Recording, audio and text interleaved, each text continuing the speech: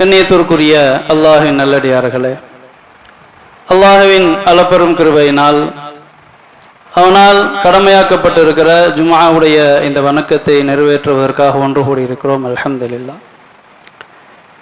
இந்த உலகத்தில் மனிதராக படைக்கப்பட்டு நாம் அனைவருமே மறுமைதான் உண்மையான வாழ்க்கை, அதை நோக்கிய பயணத்தினுடைய ஒரு தொடர்ச்சியில் நாம் இருந்து கொண்டிருக்கிறோம் என்கிற சரியான புரிதல் உள்ளவர்கள்தான் அல்லாஹ்விடத்தில் இறை நம்பிக்கையாளர்களாக முஃமின்களாக கருதப்படுகிறார்கள். மறுமைதான் வாழ்க்கை என்பதை ஒரு சட்டமாக வாழ்க்கை நெறியாக அல்லாஹ் சொல்லி தருவதோடு அதை செயல் வடிவமாகவும் நமக்கு பயிற்சி வழங்கி கொண்டிருக்கிறான். ரமலான் மாதத்தை நாம் எடுத்துக்கொண்டோம் என்றால் இறை அச்சத்திற்கான பயிற்சியை சிந்தனை ரீதியாக நம்மை பழக்கப்படுத்தக்கூடிய ஒரு மாதமாக அல்லாஹ் வைத்திருக்கிறான். நாம் இருந்து கொண்டிருக்கிற இந்த துல்ஹஜ் மாதம் செயல் வடிவமாக எப்படி நாம் அமைத்து கொள்ள வேண்டும் என்கிற ஒரு பயிற்சியாக இந்த மாதத்தை அல்லாஹ் வைத்திருக்கிறான். ரமலான் மாதம் முழுவதுமே மீண்டும் மீண்டும் நான் இறைவனுக்காக அனுமதிக்கப்பட்டதை ஒரு 14 மணி நேரம் தவிர்த்து கொள்கிறேன் என்கிற அந்த சிந்தனை நம்முடைய மனதில் உடலில் அப்படியே பயிற்சியாக சாதாரணமாக மாறிவிடுகிறது. அதை இன்னொரு வகையில் செயல் வடிவமாக இப்படித்தான் செயலாக மாற்றிக்கொள்ள வேண்டும் என்பதற்கான ஒரு பயிற்சி காலமாக இந்த துல்ஹஜ் மாதத்தை நாம் புரிந்து கொள்ளலாம். இப்ராஹிம் அலைஹிஸ்ஸலாம் அவர்களுடைய தொடர்பான எந்த செயலாக இருந்தாலும் எந்த நடவடிக்கையாக இருந்தாலும் அவர் செய்த அனைத்துமே தனக்காக, தனது சூழலுக்காக, தனது விருப்பத்திற்காக, வெறுப்பிற்காக என்று இல்லாமல் படைத்தவன் சொன்னதற்காக, படைத்தவன் விரும்பியதற்காக, படைத்தவன் வெறுப்பதற்காக, படைத்தவன் கோபப்படுவதற்காக, இப்படித்தான் ஒட்டுமொத்த செயல்களையும் செய்தார்கள் அல்லது தவிர்த்தார்கள். எந்த செயலாக இருந்தாலும், செய்வதாக இருந்தாலும், அதை புறக்கணிப்பதாக இருந்தாலும், தனக்கு பிடித்திருக்கிறது பிடிக்கவில்லை என்பதை விட படைத்தவன் சொல்லி இருக்கிறான், தடுத்திருக்கிறான், ஆகவே செய்கிறேன், ஆகவே தவிர்க்கிறேன். இதுதான் அவருடைய ஒட்டுமொத்த வாழ்வியலின் சாராம்சமாக குர்ஆன் பாடம் படித்து தருகிறது. அல்லாஹ் 2 நபிமார்களை பற்றி அழகிய முன்மாதிரி என்று அல்லாஹ் குறிப்பிடுகிறான்.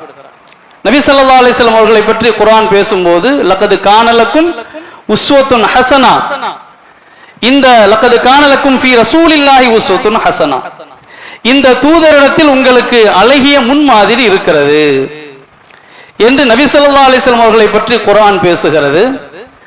அதே போல இப்ராஹிம் அலைஹிஸ்ஸலாம் அவர்களை பற்றி குர்ஆன் பேசும்போது கது கானத்திலக்கும் உஸ்வத்துன் ஹஸனா ஃபீ இப்ராஹிம் வல்லதீன மா, இப்ராஹிம் அவர்களிடத்திலும் அவர்களோடு இருக்கிற மக்களிடத்திலும் உங்களுக்கு அழகிய முன்மாதிரி இருக்கிறது. எந்த விஷயத்தில் அதையும் அல்லாஹ் குறிப்பிடுகிறான். இது காலு லி கௌமிஹிம், அவர்கள் தாங்கள் வாழ்ந்த சமுதாய ஊர் உறவினர் அத்துணை பேரை பார்த்தும் சொன்னார்கள், புராஉ மின்கும் வ மிம்மா தஅபுதூன மின் தூனில்லாஹ், அல்லாஹ்வை விட்டு எதையெல்லாம் வணங்குகிறீர்களோ அவைகளை விட்டும் வணங்கக்கூடிய உங்களை விட்டும் நாங்கள் விலகியவர்கள், அவைகளுக்கும் உங்களுக்கும் எங்களோடு எந்த தொடர்பும் இல்லை, ஒட்டும் இல்லை, உறவும் இல்லை. கஃபர்னாபிக்கும், உங்களை நாங்கள் நிராகரிக்கிறோம், உங்களது செயலை நாங்கள் முற்றிலுமாக நிராகரிக்கிறோம், வெறுக்கிறோம். ஒபதா பைனனா வ பைனகுமுல் அதாவா வல் பகலா, உங்களுக்கும் எங்களுக்கும் இடையில் வெறுப்பும் பகையும் தான் தொடர்ச்சியாக இருந்து கொண்டே இருக்கும். எதுவரை? உலக காரணங்களால் அல்ல, உலகத்தினுடைய லாப நஷ்ட கணக்குக்காக அல்ல. ஹத்தா துமினு பில்லாஹி வஹதா, அல்லாஹ் ஒரே ஒருவனை மட்டும் நீங்கள் நம்புகிற வரை இந்த நிலை தொடரும். அல்லாஹுவை நம்புவது என்று பேசவில்லை, அல்லாஹ் ஒருவனை மட்டுமே நம்புகிற வரை இந்த நிலை தொடரும். நம்பிவிட்டால், அந்த கருத்திற்கு வந்துவிட்டால் மேல் சொன்ன அனைத்தும் நிராகரிக்கப்பட்டு போயிடும், அவ்வளவுதான். சகஜமான நிலைக்கு நான் வந்து விடுவேன் என்று இப்ராஹிம் அலைஹிஸ்ஸலாம் அவர்கள் மட்டும் சொல்லவில்லை.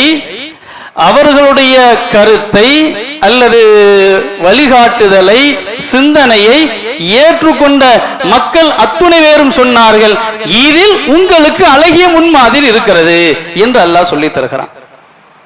இந்த வசனம் சொல்லக்கூடிய பாடத்தை நாம் சற்று சிந்தித்து பார்க்க வேண்டும். ரொம்ப ஆச்சரியமான பாடம், அதிர்ச்சிகரமான பாடம். உலகத்தில் எந்த ஒரு மனிதனும் பிறரை நிராகரித்தால் நாம் நல்ல வாழ முடியும் என்று எந்த மனிதனும் ஏற்றுக்கொள்ள மாட்டான். நமது கடைக்கு வரக்கூடிய ஒரு நுகர்வோரை நீ வராத என்று சொன்னால் இவருக்கு இழப்பு. அவரை வர வைப்பதில் தான் அதிக கவனம் செலுத்துவார்கள், அதிக சலுகை கொடுப்பார்கள், அதிக ஈர்ப்பிற்குரிய அம்சங்களை உருவாக்கி வைப்பார்கள். உறவினராக இருந்தாலும் நண்பராக இருந்தாலும் யாரையும் பகைக்க எந்த மனிதனும் விரும்ப மாட்டான். ஆனால் இப்ராஹிம் நபியினுடைய அந்த கொள்கை பிரகடனம் எவ்வளவு ஆச்சரியமாக இருக்கிறது. அதைவிட பெரிய ஒரு ஆச்சரியம், அல்லாஹ் அதைத்தான் பாடம் என்கிறான் நமக்கு.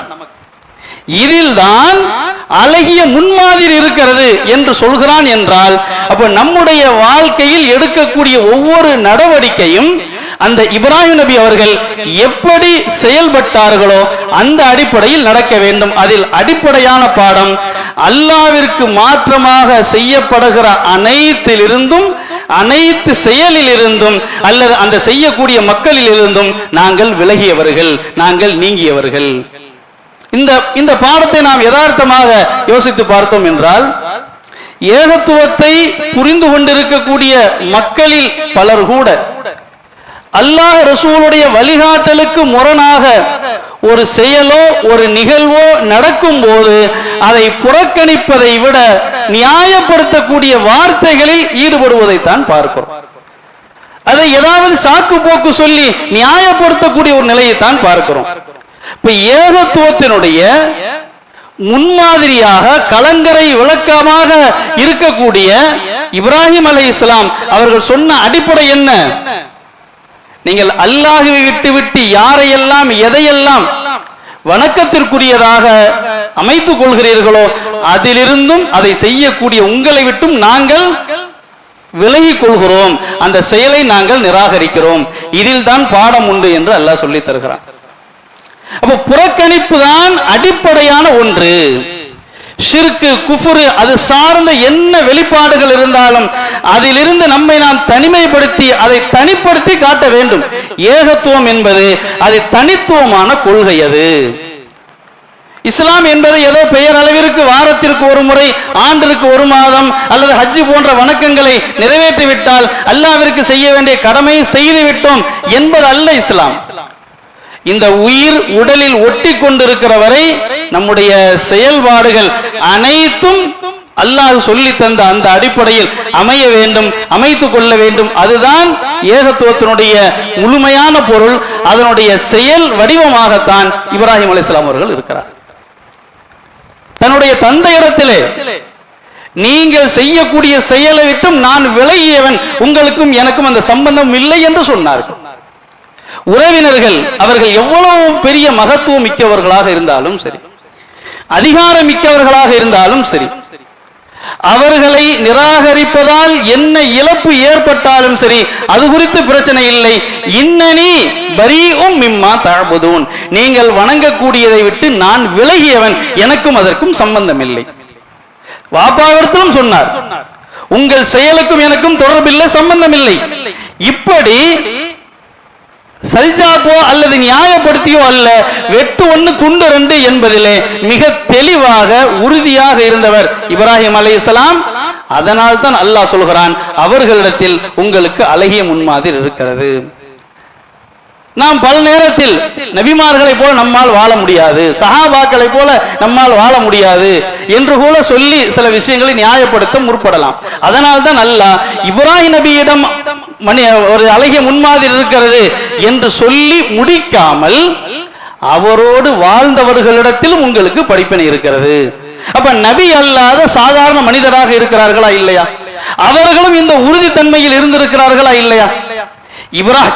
இப்ராஹிம் நபி என்ன சிக்கல்களை எதிர்கொண்டாரோ, நெருக்கடிகளை எதிர்கொண்டாரோ, அதே நெருக்கடி, அதைவிட கூடுதலான சிக்கல் அந்த மக்களுக்கும் ஏற்பட்டிருக்கும்.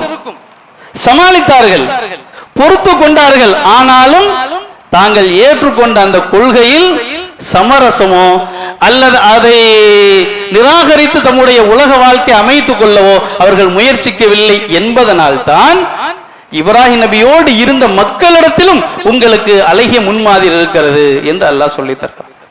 அப்ப ரமலான் மாதம் நமக்கு சிந்தனையை மீண்டும் மீண்டும் ஏகத்துவ சிந்தனையை அல்லது இறையற்ற சிந்தனையை அது உருவாக்கி கொண்டே பயிற்சி எடுத்துக்கொண்டே இருக்கிறது என்றால் இந்த துல்ஹஜ் மாதம் என்பது செயல் வடிவமாக எப்படியெல்லாம் கொண்டு வரலாம். இப்ராஹிம் நபி தமது மகனை அல்லது குடும்பத்தாரை ஒரு மக்கள் வாழாத ஒரு இடத்தில் விட்டு விட்டு வருமாறு இறைவன் சொல்கிறான், தயார். அந்த மகனை அறுத்து பலியிட சொல்கிறான், அதற்கும் தயார். இந்த எல்லா செயல்களையும் சிந்தித்து பாருங்கள். அனைத்திலும் அவருடைய பார்வை ஒன்றே ஒன்றுதான், என்னை படைத்தவன் என்ன சொல்கிறான், என் மனைவியின் கருத்து என்ன, மகனின் கருத்து என்ன, விருப்பம் என்ன என்பதை விட இறைவனுடைய உத்தரவு என்ன என்பதில் தான் தெளிவாக இருந்தார்கள். இதில் அத்துணை பேரும் இருந்தார்கள், மனைவியும் மகனும் அத்துணை பேரும் இருந்தார்கள்.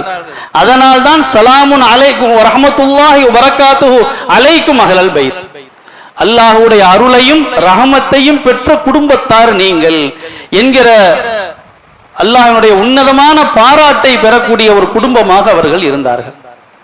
அப்ப நாம் ஒட்டுமொத்த இப்ராஹிம் நபியுடைய வாழ்க்கை நமக்கு சொல்லி தரக்கூடிய பாடம், உலகத்தில் வாழும் போது நம்மை சுற்றி எந்த மனிதராக இருந்தாலும் நம்மை சுற்றி நிகழக்கூடிய அனைத்தும் தற்காலிகமானது. மரணம் வரைக்கும் அனைத்தும் இருக்கும். ஒரு மனிதனுக்கு மனைவியாக, மகனாக, மகளாக, அக்கா தங்கைகளாக, அண்ணன் தம்பிகளாக, இரத்த பந்த உறவுகளாக, திருமண பந்த உறவுகளாக, நண்பர்களாக, இப்படி அனைத்தும் மனித வடிவத்தில் அல்லது பொருட்கள் வடிவத்தில் அனைத்தும் இருக்கும். அனைத்தும் தற்காலிகமானது. நிரந்தரமான ஒரே உறவு, முடிவே இல்லாத ஒரே உறவு, எஜமான் நான் அடிமை என்பதுதான் நிரந்தரமான உறவு. அதை புரிந்து இந்த உலகத்தை அமைத்துக் கொள்கிறோமா இல்லையா என்பதுதான் இந்த உலக வாழ்க்கையினுடைய அடிப்படை. அதை செயல் வடிவமாக காட்டியவர்கள் தான் இப்ராஹிம் அலைஹிஸ்ஸலாம். அவருடைய குர்பானி என்கிற அந்த அமலாக இருந்தாலும் இன்றைக்கு நாம் பார்க்கிறோம், பல விஷயங்களில் மக்களுடைய நடவடிக்கையில் முகத்தாச்சனை, பிறர் பாராட்ட வேண்டும் அல்லது பிறர் குறை சொல்லிவிடக் கூடாது என்கிற அடிப்படையில் மார்க்கத்தினுடைய பல விஷயங்கள் அலட்சியப்படுத்தப்படக்கூடிய அல்லது அதில் பெரிதாக பொருட்படுத்தாத ஒரு நிலையை நாம் பார்க்கலாம். உதாரணத்திற்கு எடுத்துக்கொண்டால் குர்பானியுடைய அந்த, அதாவது குர்பானி என்ன பாடத்தை சொல்லி தருகிறதோ அதிலேயே ஒரு பொடுபோக்கை நாம் பார்க்கலாம். அல்லாஹ் குர்பானி அந்த அமலை பற்றி சொல்லும் போது,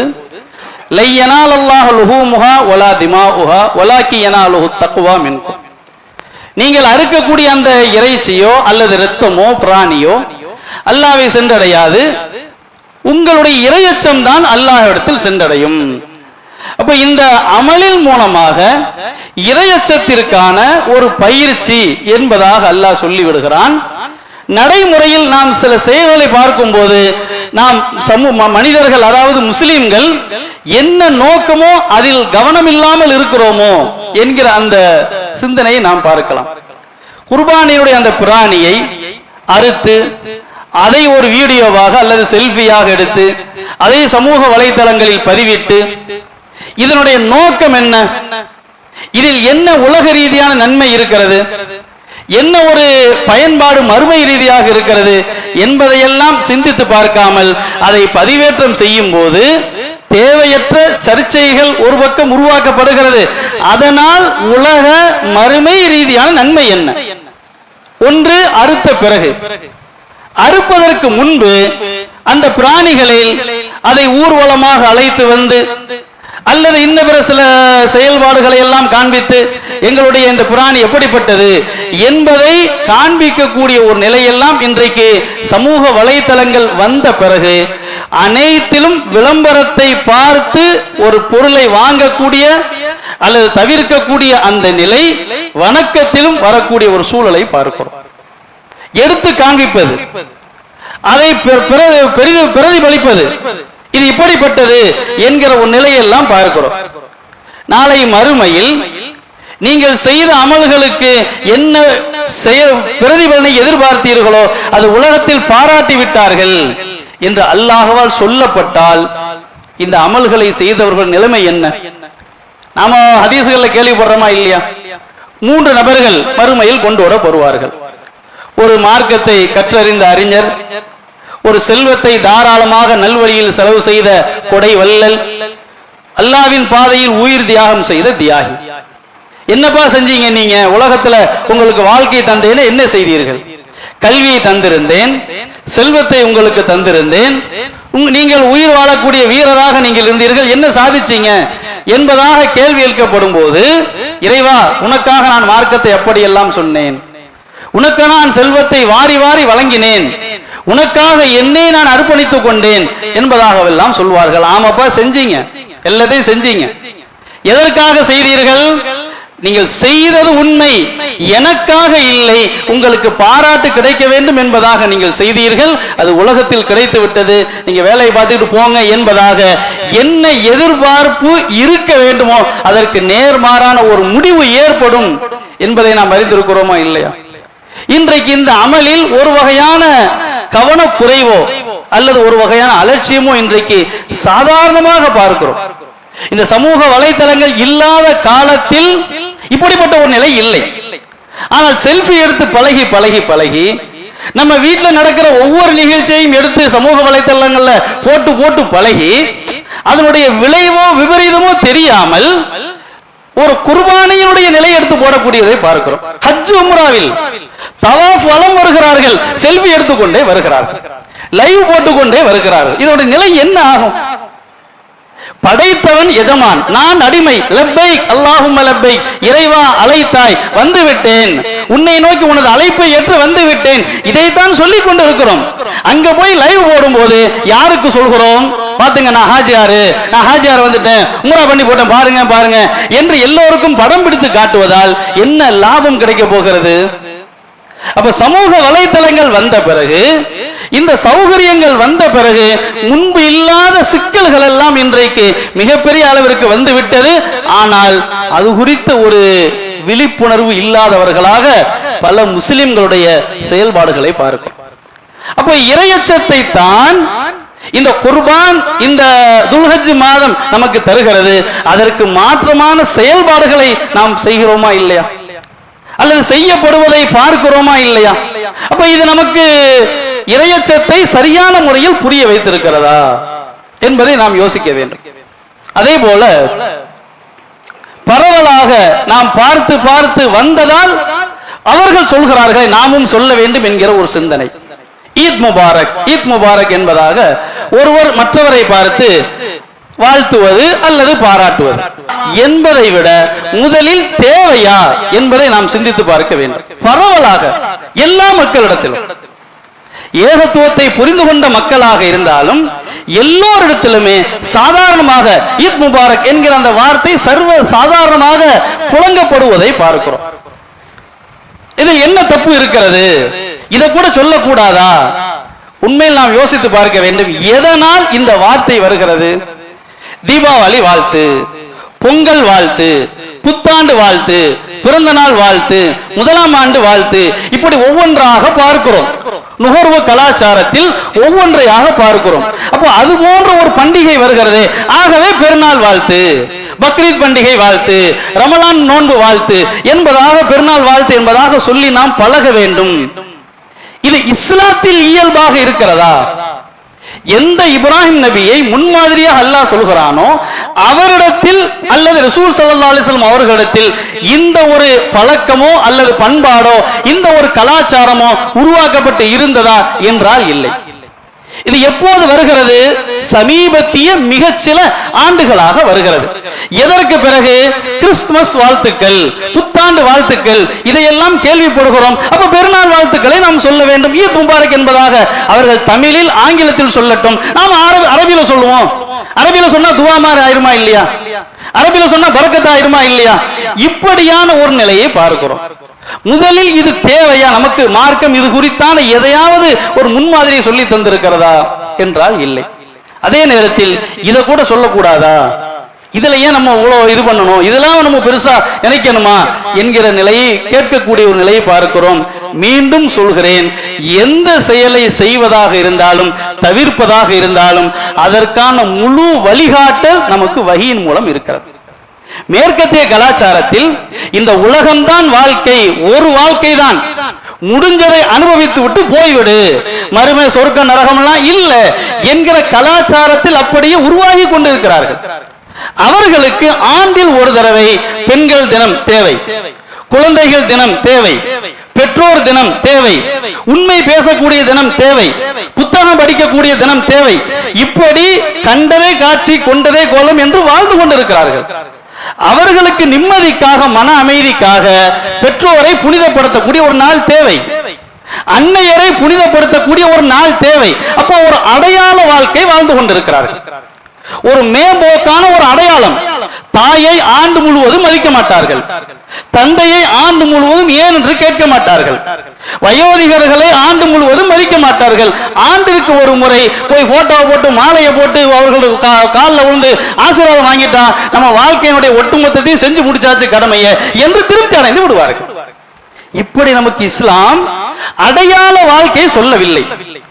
ஆன்மீகம் என்பதை வருடத்திற்கு ஒரு மாதம், வாரத்திற்கு ஒரு நாள், இப்படி ஆன்மீகத்தை பிரிக்கவில்லை. இந்த உலகம்தான் ஆன்மீகம், அவ்வளவுதான். இஸ்லாத்தை பொறுத்தமட்டில் இந்த உலகத்தில் வாழ்வதுதான் ஆன்மீகம். எப்படி வாழ்வது? செய்யக்கூடிய, தவிர்க்கக்கூடிய எந்த செயலாக இருந்தாலும் படைத்தவன் என்ன சொல்லி தருகிறான் என்கிற அடிப்படையில் வாழக்கூடிய வாழ்க்கைக்கு பெயர் தான் ஆன்மீகம். அப்போ அவர்களுக்கு அது இல்லை. ஆகவே அவர்களுக்கு தேவைப்படுகிறது இந்த தின வாழ்த்துக்கள், அந்த தின வாழ்த்துக்கள் என்று அவர்களுக்கு தேவைப்படுகிறது. நமக்கு அப்படிப்பட்ட நிலை இல்லை. ஒவ்வொரு நிமிட வாழ்க்கையும் ஒவ்வொரு நடவடிக்கையுமே அல்லாஹ்விற்காக செய்ய வேண்டும் என்கிற ஒரு பாடத்தை தான் குர்ஆன் ஹதீஸ் அல்லாஹ் நமக்கு கற்றுத் தருகிறான். ஆனால் இந்த நுகர்வு கலாச்சாரத்தில் பல விஷயங்களை பார்த்து கேள்விப்பட்டு இப்ப எந்த அளவுக்கு வந்துருச்சு, ஜும்மா முபாரக்கின் மெசேஜ் வர ஆரம்பிச்சிருச்சு. பரவலா வாட்ஸ்அப்லயும் மெசேஜ்லயும் ஈத் முபாரக் சொல்லி பழகணுமா, ஜும்மா முபாரக், அடுத்து சுபுஹ் முபாரக், லுஹர் முபாரக், இஷா முபாரக்னு அடுத்து வந்துகிட்டு இருக்கு நிவேல். அப்ப எந்த நிலைமைக்கு நாம் போய் கொண்டிருக்கிறோம்? அப்ப இஸ்லாத்தை ஒழுங்காக புரியாததால், ஏகத்துவத்தினுடைய அடிப்படை என்ன என்பதை புரியாததன் விளைவு ஈத் முபாரக் என்பதாக, ஜும்மா முபாரக் என்பதாக ஒரு நிலையை பார்க்கிறோம். அப்ப பிதஅத் வடிவம் மாறுகிறதா இல்லையா? ஒரு காலத்தில் பிதஅத் என்பது நாம் சிறுவர்களாக இருந்த காலத்தில் உள்ள பிதஅத் என்பது இப்போது வடிவம் மாறுகிறது. அப்படியானால் ஒன்றுமே இல்லையா? மீண்டும் சொல்கிறேன், தேவை இல்லை. அப்ப வேற என்னதான் இருக்கிறது? இஸ்லாம் அவ்வளவு அற்புதமான ஒரு நடைமுறையை சொல்லி தருகிறது. அஃப்சுஸ் ஸலாம பைனக்கும், உங்களுக்கு இடையில் சலாமை பரப்பிக் கொள்ளுங்கள். அல்லாஹ்வின் தூதர் சொல்லி தருகிறார். இஸ்லாத்தில் மிக உன்னதமான செயல் எது? இஃஷாஉ ஸலாம் வ இத்ஆமு தஆம். சலாத்தை அதிகமாக பரப்புங்கள், ஏழைகளுக்கு பசித்தவருக்கு உணவளியுங்கள். இதுதான் சிறந்த அமல் என்று அல்லாஹ்வின் தூதர் சொல்லி தருகிறார்கள். சலாம் என்பதனுடைய வார்த்தையினுடைய பொருள் என்ன? ஈத் முபாரக், பெருநாள் வாழ்த்துக்கள், அல்லது குல்லு ஆம் வான்தும் பிகைர், அரபு நாட்டிலிருந்து வரும்போது அந்த ஒரு பழக்கம், ஆண்டு முழுவதும் உங்களுக்கு நல்லது கிடைக்கட்டும் என்பதாக. இப்ப சலாம் என்பது அல்லாஹ்வின் வார்த்தை, ஈத் முபாரக் என்பது மனிதனின் வார்த்தை. மனிதனுக்கு சொல்லக்கூடிய வார்த்தை பயன் அளிக்குமா? ஒரு மனிதன் இன்னொரு மனிதனுக்கு இறைவனாக சொல்லக்கூடிய வார்த்தை பயனளிக்குமா என்றால் மனித வார்த்தை எந்த பயனையும் தராது. இறைவன் சொல்கிற வார்த்தை கண்டிப்பாக அது பயன் தரும். ஏதாவது ஒரு வகையில் கண்டிப்பாக அதற்கு பயன் உண்டு. இப்ப சலாம் என்பது அவ்வளவு ஒரு அற்புதமான ஒரு வார்த்தை. அமைதி, நிம்மதி, சாந்தி என்கிற அந்த ஒரு அமைதி என்கிற ஒரு வார்த்தை இருக்குது இல்லையா? அமைதியை தருகிறவர் யார்? கணவன் மனைவியின் மனதை அமைதிப்படுத்தி விட முடியுமா? மகன் தந்தையுடைய கவலையெல்லாம் போக்கி மன அமைதியை உருவாக்கி விட முடியுமா? ஒரு மருத்துவர், டாக்டர் நோயாளியுடைய மனதை அமைதிப்படுத்தி விட முடியுமா? அந்த பதற்றம், அச்சம், கவலை, நெருக்கடி இருந்து கொண்டே இருக்கும். அது இறைவன் உருவாக்கினால் மட்டும்தான் ஏற்படும். அதுதான் சலாம். அஸ்ஸலாமு அலைக்குமுடைய பொருள் என்ன? இறைவன் புறத்திலிருந்து உங்களுக்கு அமைதி ஏற்படட்டும், நிம்மதி ஏற்படட்டும், அந்த இறைவன் உங்களுக்கு அமைதியை தரட்டும். இந்த சலாம் சொல்லுங்களேன் என்றால், சலாம் தான் எப்பயுமே சொல்றோமே, பெருநாளைக்குன்னு சொல்றதுக்கு என்ன இருக்கு? அப்ப நாம் எங்கே திரும்ப திரும்ப சென்று கொண்டு இருக்கிறோம்? சின்ன வார்த்தை என்பது அல்ல, படைத்தவன் சொன்னதா இது, அதை மட்டும்தான் நாம் பார்க்க வேண்டும். படைத்தவன் சொன்னான் என்றால் கண்டிப்பாக செய்ய வேண்டும், சொல்லவில்லையானால் கண்டிப்பாக தவிர்க்க வேண்டும். இதுதான் இப்ராஹிம் நபியினுடைய வாழ்வியல் நமக்கு கற்றுத்தரக்கூடிய பாடம். குர்ஆனில் நீங்கள் எடுத்து பார்த்தால் ரொம்ப ஆச்சரியமாக இருக்கும். எந்த சலாமை நாம் ரொம்ப சலாம் தானே என்று நினைக்கிறோமோ, இதற்கு என்ன காரணம்? சலாமுடைய அந்த முக்கியத்துவம் தெரியாதால மதிக்கிறதுக்கு சலாம் சொல்லணும் என்பதை போன்ற ஒரு பழக்கத்தில் வந்து விட்டதால் அதனுடைய முக்கியத்துவத்தை நாம் அறியாதவர்களாக இருக்கிறோம். குர்ஆனில் நீங்கள் எடுத்து பாருங்கள், ஏராளமான இடங்களில் சலாம் சலாம் என்பதாக வந்து கொண்டே இருக்கிறது. நூஹ் அலைஹிஸ்ஸலாம் அவர்கள் அந்த சமுதாயம் கப்பலில் ஏற்றப்பட்டு காப்பாற்றப்படுகிறார்கள். நூஹ் அலைஹிஸ்ஸலாம் அவர்களுடைய அந்த சமுதாயம் கப்பல் மலைக்கு மேலே போய் விடுகிறது. வெள்ளம் எல்லாம் அது தீர்ந்து விட்டு தண்ணீர் வற்றி விடுகிறது. கப்பல் மலைக்கு மேலே உட்கார்ந்த பிறகு அல்லாஹ் சொல்கிறான், யா நூஹு பிஸ்ஸலாம் வ பரக்காத்தின் அலைக் வ அலா உமமின் மிம்மன் மஅக் வ உமமுன் சனமத்திஹும் ثم يمسهم மின் அஸாபின் அலீம். நூஹே, சலாமோடும் அமைதியோடும் உமது இறைவன் புறத்திலிருந்து அருளோடும் நீங்கள் இந்த மலையில் நீங்கள் இறங்குங்கள், கப்பலில் இருந்து இறங்கி நீங்கள் வாழ்க்கையை இங்கு அமைத்துக் கொள்ளுங்கள் என்று அல்லாஹ் சொல்கிறான். மிகப்பெரிய ஒரு ஆபத்திலிருந்து காப்பாற்றப்பட்டு வந்த அந்த மக்கள் அடியெடுத்து வைக்கிறீர்கள், பூமியில் கால் எடுத்து வைக்கிறீர்கள், உங்களுக்கு இறைவனின் சலாம் இருக்கிறது, அமைதி இருக்கிறது, இறங்குங்கள் என்று அல்லாஹ் சொல்கிறான்.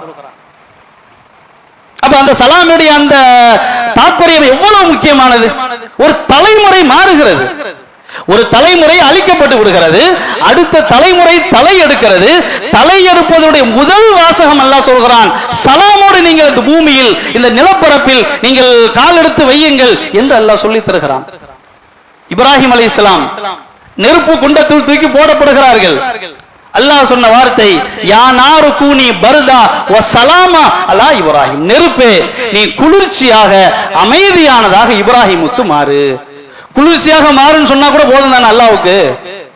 ஏன் சலாம் என்பதையும் சேர்த்து சொல்லி தருகிறான். குளிர்ச்சி என்பதோடு இறைவன் புறத்திலிருந்து அமைதி என்பது வேண்டும், சலாம் என்பது வேண்டும். அப்போ ஒரு மனிதனுக்கு மிகப்பெரிய ஒரு ஆபத்து உயிர் பலி. உயிர் போய்விட்டால் அவ்வளவுதான். அந்த பேராபத்தான நிலையில் கூட அதிலிருந்து காப்பாற்றப்படுவதற்கு இப்ராஹிம் நபிக்கு அல்லாஹ் சொல்கிற பயன்படுத்தக்கூடிய வார்த்தை நமக்கு சொல்லி தருகிறான். அல்லாஹ் சொன்னதை தானே வச்சுக்கலாமா இல்லையா? எதுக்கு நமக்கு சொல்லி தரான்? சொல்றதுக்கு காரணம் என்ன? இதுல தான் உங்களுக்கு படிப்பினை இருக்கிறது, இதுல தான் உங்களுக்கு அருள் இருக்கிறது என்று அல்லாஹ் நமக்கு புரிய வைக்கிறான். யானாரு கூனி பர்தா வ சலாமா, நெருப்பே நீ இப்ராஹிமுக்கு குளிர்ச்சியானதாக, சலாமத்தாக, அமைதியானதாக நீ மாறிவிடு என்று அல்லாஹ் சொல்கிறான். அதே போல யஹ்யா அலைஹிஸ்ஸலாம், ஈசா அலைஹிஸ்ஸலாம், உலகத்தில் அவர்கள் அதிசயமான பிறப்பாக பிறக்கிறார்கள். யஹ்யா அலைஹிஸ்ஸலாம் அவர்கள் அவரது தந்தையினுடைய வயதான காலத்தில் பெயர் வைக்கப்பட்டு பிறக்கிறார்கள். அந்த யஹ்யா அலைஹிஸ்ஸலாம் ஆணுடைய துணை இல்லாமல் பிறக்கக்கூடிய ஈசா அலைஹிஸ்ஸலாம், தந்தை இல்லாமல் பிறக்கக்கூடிய ஈசா அலைஹிஸ்ஸலாம். இந்த ரெண்டு பேருடைய வரலாறுகளை எல்லாம் பேசும்போது ரெண்டு பேரும் பேசுகிறார்கள், வஸ்ஸலாமு அலைய யௌம உலித்து வ யௌம அமூது வ யௌம உபஅது ஹய்யா. நான் பிறந்த நாளிலும், நான் மரணிக்கிற நாளிலும், நான் மறுமையில் எழுப்பப்படுகிற நாளிலும் எனக்கு சலாம் இருக்கிறது, அமைதி இருக்கிறது. ஒரு நபி சொல்லல, ரெண்டு பேரும் சொன்னார்கள் என்று அல்லாஹ் நமக்கு சொல்லித் தருகிறான். அப்ப பிறப்பிலும் மரணத்திலும் நாளை மறுமையில் எழுப்பப்படக்கூடிய அந்த நிலையிலும் நமக்கு இறைவன் புறத்திலிருந்து சலாம் தான் வேண்டும். அந்த சலாமுக்கு நிகரான எந்த ஒரு வாழ்த்தும் கிடையாது, அதற்கு நிகரான எந்த வார்த்தையுமே இல்லை. நபி அவர்களுக்கு அல்லாஹ் சொல்கிறான், ஒய்தா ஜாஅக்கல்லதீன யுமினூன பிஆயாத்தினா, நமது வசனங்களை நம்பிக்கை கொண்ட மக்கள் உங்களிடத்திலே வந்தால் நீங்கள் சொல்லுங்கள், ஃபகுல் சலாமுன் அலைக்கும், நபியை நீங்கள் அவர்களை பார்த்து சொல்லுங்கள், சலாமுன் அலைக்கும், உங்களுக்கு இறைவனிடத்திலிருந்து சலாம் உண்டாவதாக என்பதாக சொல்லுங்கள் என்று அல்லாஹ் சொல்லி தருகிறான். குர்ஆன்ல நிறைய இடங்கள்ல இந்த சலாம் சலாம் என்கிற வார்த்தை கொட்டி கிடக்கிறது. ஆனால் அந்த வார்த்தை தான் சலாம் தான் எப்பயுமே நம்ம சொல்றோமே, வித்தியாசமா ஒண்ணு கொண்டு கண்டுபிடிச்சு வைக்க வேண்டியதானே. மூசா நபிட்ட கேட்ட மாதிரிதான், அல்லாஹ் தான் நம்ம எப்பயுமே வணங்கிட்டு இருக்கிறோமே, அவன் ஒன்று இது வணங்குறானா இல்லையா, அது மாதிரி வித்தியாசமா ஒண்ணு செஞ்சுட்டாங்க அப்படிங்கிற மாதிரியான ஒரு நிலையை நாம் பார்க்கிறோம். சலாமுக்கு நிகரான வார்த்தை எதுவுமே இல்லை. சொர்க்கத்தினுடைய வாழ்க்கை பற்றி அல்லாஹ் சொல்லும் போது, லா யஸ்மஊன ஃபீஹா லக்வா வலா தஸீமா, சொர்க்கத்தில் தேவையற்ற வீணான வார்த்தைகளை கேட்க மாட்டார்கள், பாவமான வார்த்தைகளும் கேட்க மாட்டார்கள். இல்லா கீலன் சலாமன் சலாமா, சலாம் சலாம் என்கிற வார்த்தை தவிர. சொர்க்கத்தில் ஒரு சிறந்த ஒரு உரையாடல் எது? ஒருவர் இன்னொருவரை பார்த்தால் சலாம் என்கிற வார்த்தை சொல்கிறார் இல்லையா, இதை தவிர மற்ற அனைத்துமே வீணானது அல்லது பயனற்றது என்று அல்லாஹ் நமக்கு பயன்படுத்துகிறார். அப்ப நாம் யோசித்து பார்க்க வேண்டும், இந்த சலாம் என்பது அவ்வளவு அற்புதமானது, அவ்வளவு அருளானது. அல்லாஹ்வின் புறத்திலிருந்து உங்களுக்கு சலாம் ஏற்படட்டும், அமைதி ஏற்படுத்தும் என்பது அது ஒரு சாதாரணமான ஒரு வார்த்தை அல்ல. அல்லதீன தத்தவஃபாஹுமுல் மலாயிகத்து தய்யிபீன், நல்லவர்களாக உலகத்தில் வாழ்ந்த அந்த மக்கள் மரணத்தை சந்திக்கும் போது, மலக்குமார்கள் ரூஹை கைப்பற்றும் போது அவர்கள் சொல்வார்கள், நீங்கள் உங்கள் மீது சலாம் உண்டாகட்டும், சலாமுன் அலைக்கும், உங்கள் மீது சலாம் உண்டாகட்டும், உதுகுலூஹா, நீங்கள் சொர்க்கத்திற்குள் நிம்மதியாக செல்லுங்கள் என்பதாக அவர்களை வாழ்த்தி உயிரை வாங்குவார்கள் என்று குர்ஆன் பேசுகிறது. அப்போ ஒரு மனிதனுக்கு எல்லா நேரத்திலும் தவிர்க்க முடியாத ஒன்று உள்ளது என்று சொன்னால் அது இறைவன் புறத்திலிருந்து சலாம் கிடைக்க வேண்டும், அமைதி கிடைக்க வேண்டும் என்பதுதான். இப்ப இப்ராஹிம் நபியுடைய வாழ்க்கை நமக்கு சொல்லித் தரக்கூடிய பாடம், ஒரு முஸ்லிமாக வாழக்கூடிய ஒருவர் எதை செய்தாலும் எதை தவிர்த்தாலும், எதை பேசினாலும் எதை பேசாமல் தவிர்த்தாலும், எந்த செயலாக இருந்தாலும் சரி, அது குறித்து ஊர் உலகம் என்ன நினைக்கும், சொந்த பந்தம் எப்படி எடுத்துக்கொள்ளும், மதிக்குமா குறை சொல்லுமா என்பதை விட படைத்தவன் பாராட்டுவானா கோபப்படுவானா, இந்த ஒரு பார்வைதான் நமக்கு இருக்க வேண்டும். அதைத்தான் துல்ஹஜ் நமக்கு சொல்லி தருகிறது, இப்ராஹிமுடைய வாழ்க்கை சொல்லி தருகிறது, நாம் அறுத்து பலியிட்ட குர்பான் புராணி சொல்லி தருகிறது. இதை புரிந்து வாழ அல்லாஹ் அருள் செய்வானா என்று கூறி முதல் உரை முடிக்கின்றேன்.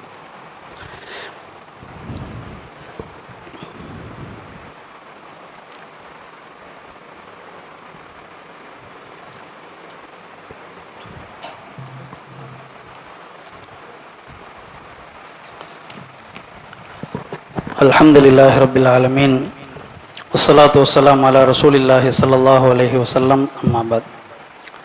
அன்பிற்குரிய அல்லாஹ்வின் நல்லடியார்களே, 1-2 அறிவிப்புகள். நமது மாநில தலைமையகத்தின் மூலமாக 1 மாத கால இமாம் பயிற்சி வகுப்பு சென்னை தலைமையகத்தில் வைத்து நடைபெற உள்ளது. இன்ஷா அல்லாஹ் வரக்கூடிய மாதம் ஜூலை 10ஆம் தேதியிலிருந்து ஆகஸ்ட் 10ஆம் தேதி வரை கிட்டத்தட்ட 1 மாத காலம் இந்த பயிற்சி வகுப்பு நடைபெற இருக்கிறது.